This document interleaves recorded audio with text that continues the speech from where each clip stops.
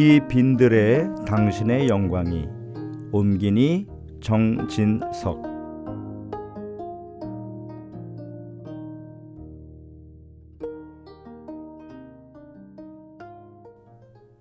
열두 번째 편지. 서울에서 1845년 4월 7일. 예수 마리아 요셉 리브와 신부님께, 조선왕국의 대신들과 관장들 사이에는 어떤 계통, 곧 파벌이 있습니다.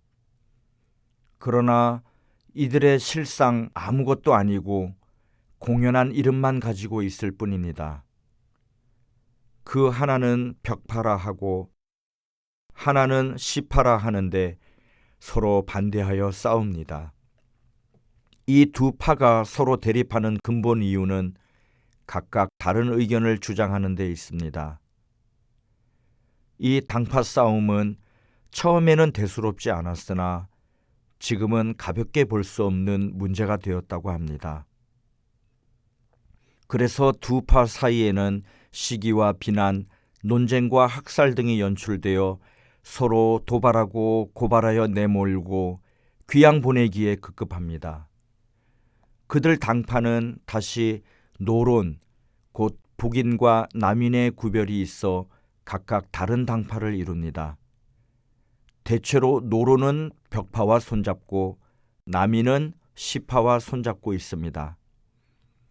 그들 사이에 그렇지 아니한 예도 있기는 합니다.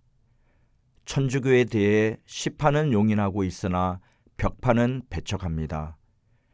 그래서 벽파는 천주교를 적대시합니다.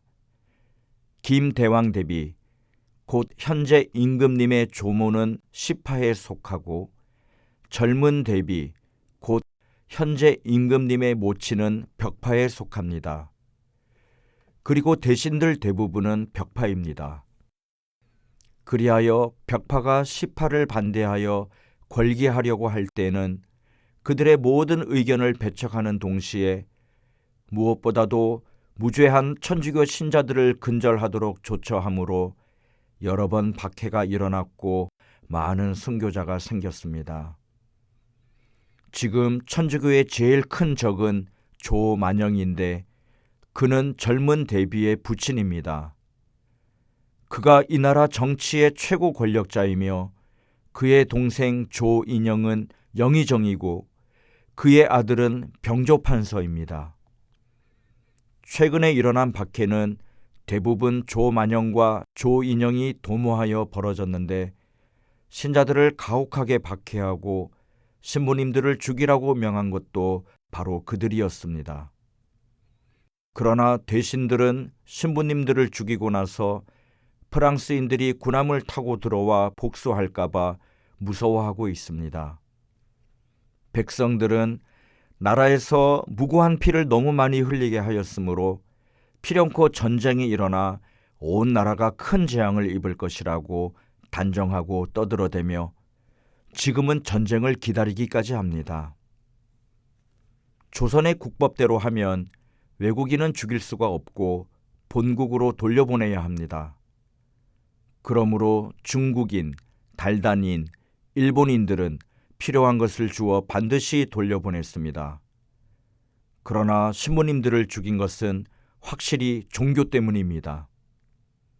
조정에서는 교황님과 프랑스 왕이 파견했기 때문에 신부님들이 조선에 왔다고 믿고 있습니다.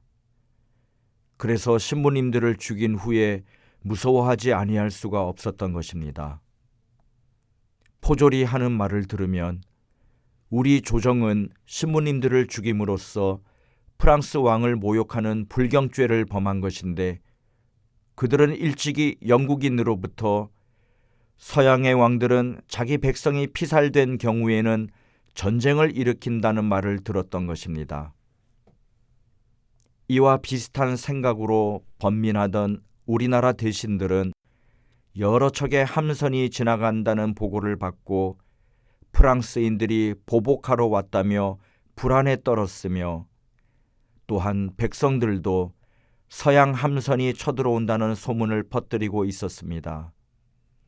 그러나 사실은 영국 함선이었습니다. 그러나 지금은 프랑스 측에서 이미 여러 해 동안 아무 말도 하지 않는 것을 보고 프랑스라는 나라는 생각한 것보다 별로 무서워할 바가 못 된다는 근거 없는 그릇된 확신을 가지고 있습니다. 그리하여 지금은 모든 공포를 떨치고 또다시 신부님들을 죽일 준비를 하고 있으니 만일 대신들 마음대로 하게 내버려 둔다면 신부님들이나 우리 신자들이나 살아남지 못할 것입니다. 실상 왕은 이런 일에 대하여 대체로 무죄합니다. 하느님께서 섭리하여 주소서. 만일 프랑스 군함이 조선에 들어와서도 신부님들을 살해한 사건에 대하여 아무 말도 하지 않는다면 신자들의 처지는 더욱 참담하게 될 것입니다. 현재 정부는 우리가 귀국하는 대로 사형에 처할 작정으로 세심한 주의를 기울이고 있습니다.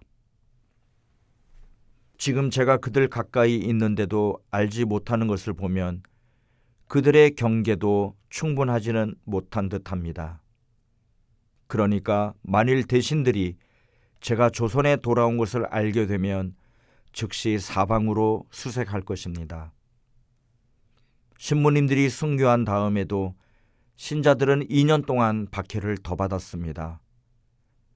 4년 전부터는 평온한 상태인데 신자들의 기운을 회복시키고 외교인들을 입교시키며 모두를 완성해 줄 선교사 신부님들을 하루빨리 조선에 모시기를 모두가 원하고 있습니다.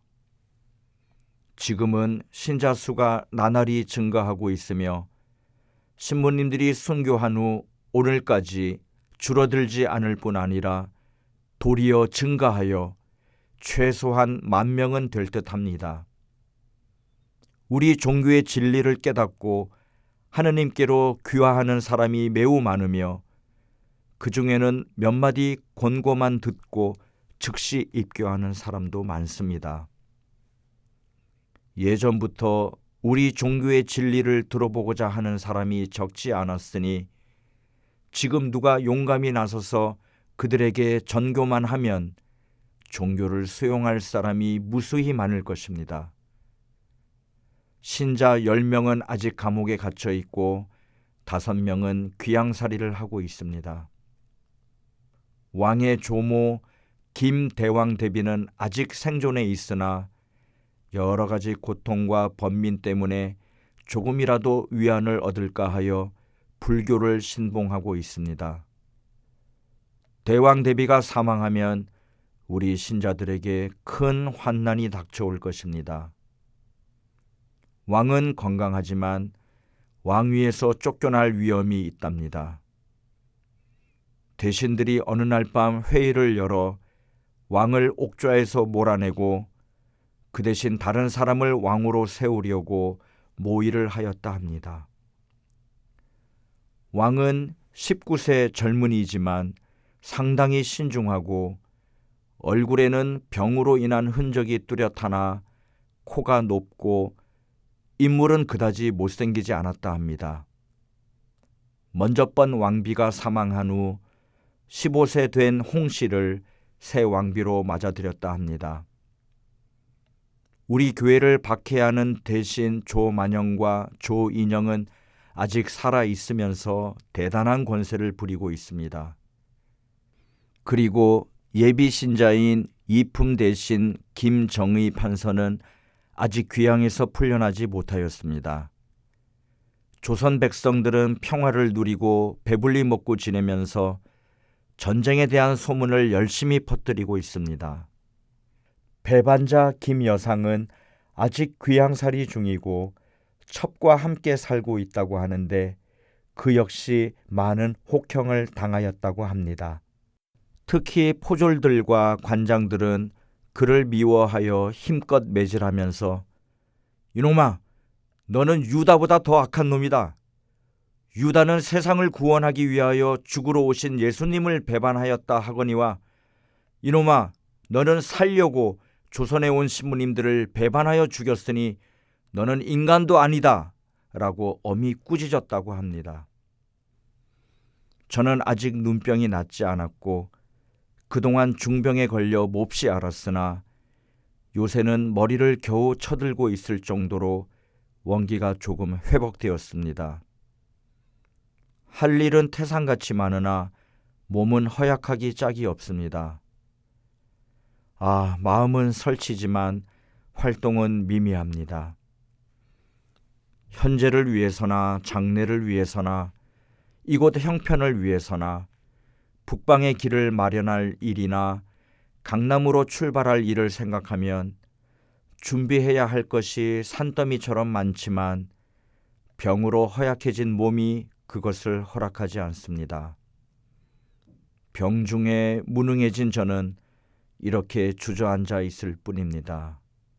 주님의 이름은 찬미 받으소서.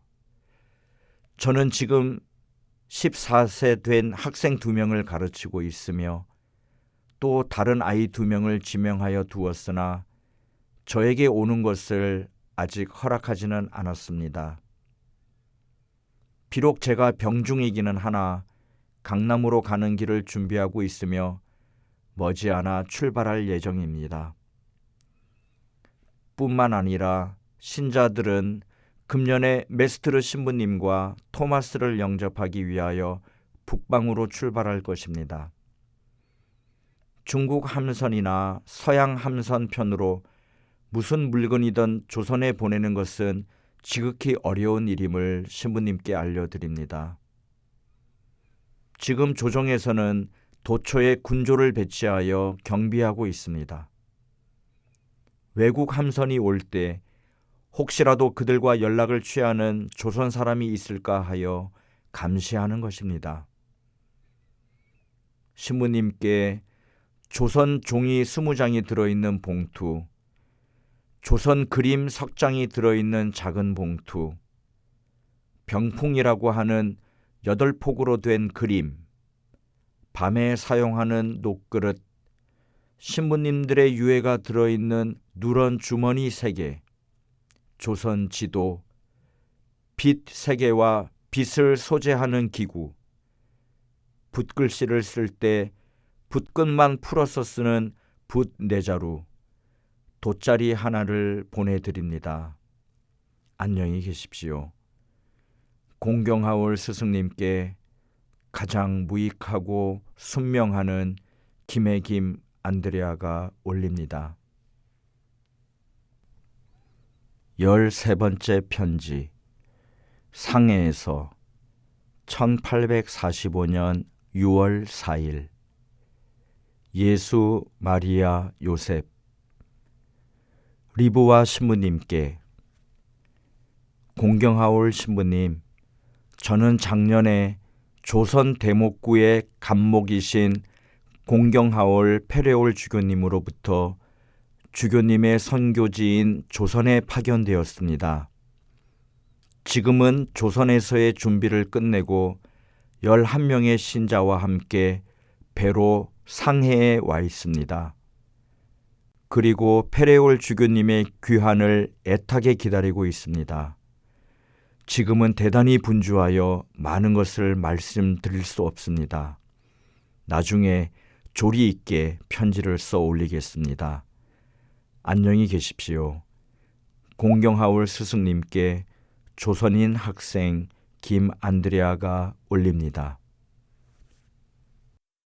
14번째 편지.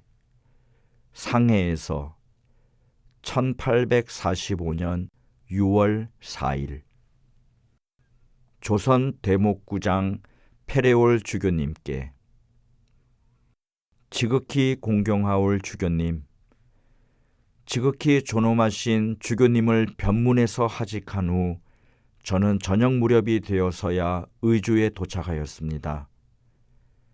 그곳에서 마중 나온 연락원들을 먼저 보내고 혼자 밤중에 강을 건너 관문을 통과하였는데 약간의 어려움을 겪었습니다.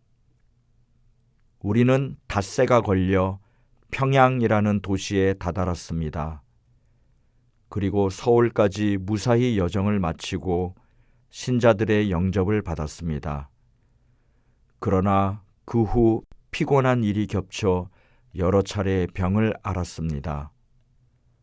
지금 저는 11명의 신자들과 함께 배를 타고 상해에 왔으며 지극히 공경하올 주교님의 도착을 기다리고 있습니다. 여러 가지 일로 몹시 분주하여 많은 것을 보고드리지 못합니다. 지극히 존엄하신 주교님께 조선인 김안드레아가 올립니다.